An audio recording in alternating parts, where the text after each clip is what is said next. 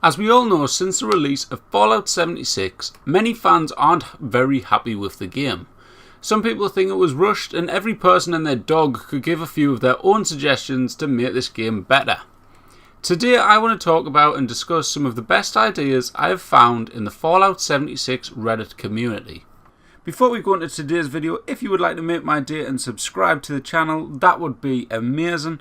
And if you enjoy the video, don't forget to smash a like on it for me. That would be absolutely incredible. Now let's go straight into the video, guys. Thank you for watching. First on the list is a post from the Reddit user JMFC15, which you can see on screen now. The post reads, "Since Bobbleheads are temporary consumables in-game, let us use them and reduce the carry weight to 0, then allow us to craft a Bobblehead display stand in our camp to display them. Personally, I think this is an absolutely brilliant idea. In all of the previous Fallout games, having a Bobblehead stand to show off your collection is just a normal thing, but in this game it isn't a feature whatsoever. I understand that it's an online game now, but surely if you did have a Bobblehead stand in your camp, you could also have a lock system on it and maybe make it with a glass covering over it to protect your Bobbleheads against any thieves." From going through the comments on this post, a lot of people seem to miss having the option of having a Bobblehead stand, and many people are angry at how poor Bobbleheads are in this game. All in all, I only actually found one comment from a user which said that they found the Luck Bobblehead useful when looting and looking for legendaries. Everyone else just said that they either left them behind, or some just said that they sold them to vendors to gain a couple of caps. What are your thoughts on Bobbleheads in Fallout 76? Do you pick them up or do you leave them behind? I remember towards the beginning of the game, I used to always pick them up and store them in my inventory until I literally realised that they weigh like 1 each. So after that, I just threw them all straight into my stash. And now I just kind of collect them until I'm going to really run out of space in my stash. And then I think I'm just going to take them all down to the nearest vendor and sell them all off. The second suggestion I found was from the user Admitter1, who expressed how great it would be if Mutations had visual effects.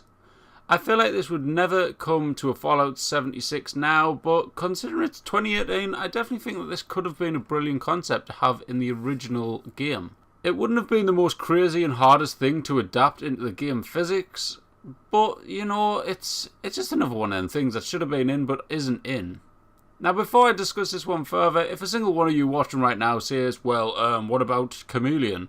Just stop right there, guys. I'm not counting that one because it's just not the same as what the post means. What this post means is, let's say you have the Mutation scaly skin.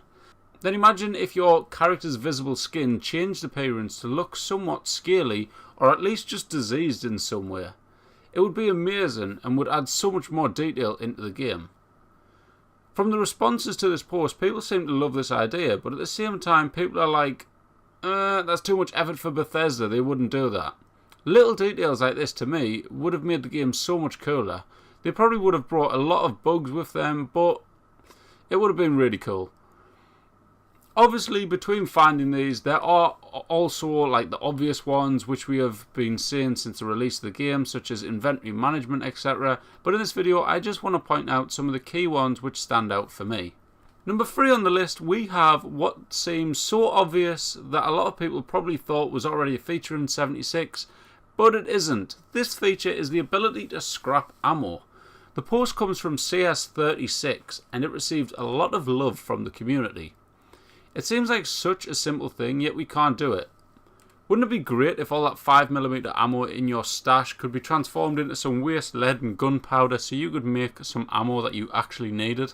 I know some of you will use 5mm ammo, but it's just an example before you start throwing your toys out the pram. What do you do with all your spare ammo? Drop a comment down below, guys. Do you give it away to other people, or do you just keep storing it in your stash, filling up all your space? Up next, we have another simple yet brilliant idea from EHTALO, who suggests refrigerators be added in the game so we can stop or at least delay the amount of food which gets spoiled in Fallout 76. With the poor format of the inventory, it can sometimes be hard to remember what food is about to turn bad and rot away. If we could have a nice simple fridge in our camp where we could easily store up to a certain amount of food to stop it from spoiling, it would be brilliant. Arguably, we are in a post-apocalyptic world, which could be argued that you can't have one because, just like everything else, the power would have been wiped out from the EMP blast from the bombs. But then at the same time, why does other electrical equipment still work in the Fallout world? I feel like I'm probably missing something here, and there's probably like some law in the Fallout world which defines why we still have radios, etc. from after the nuclear war, and if this is the case, please tell me in the comments down below. I feel like it's probably something to do with the vacuum tubes and stuff, but I'm not 100% sure. But be sure, guys, if you do know the answer to this, let me know in the comments down below, as I say. The fifth and final suggestion for this video is going to be from APC or Apcox1, who suggests a bounty system be put in place where players can place bounties on other people. I think this suggestion might be probably going to get a lot of hate. However, this is an online PvP game, and other games like GTA 5 adopted this feature early on, and it worked great. I used to find it really fun to be on the run from other players who wanted to earn the bounty by killing you. Now, with it being a Fallout game, there would have to be some form of anti-griefing system to be put in place to stop people from basically bullying other players. However, from what I have learned from the Fallout community in my time playing this game, not so many people really care about killing other players. Yes, you do get the odd griefers and stuff, but most people just like to get on and do whatever they want to do. They like to keep themselves to themselves. Due to that reason, most people like to do their own thing. It might not be a big hit with this game, but I still think it would be quite a fun concept. What is your thoughts on this concept? Do you think it's a bad idea, or would you like to see this be adapted into the Fallout 76 game? These are the 5 ideas I found on Reddit from different Reddit users to try and improve Fallout 76. If you enjoyed this video, guys, please smash a like on the video for me, and if you are interested in seeing a second episode, let me know in the comments below, guys.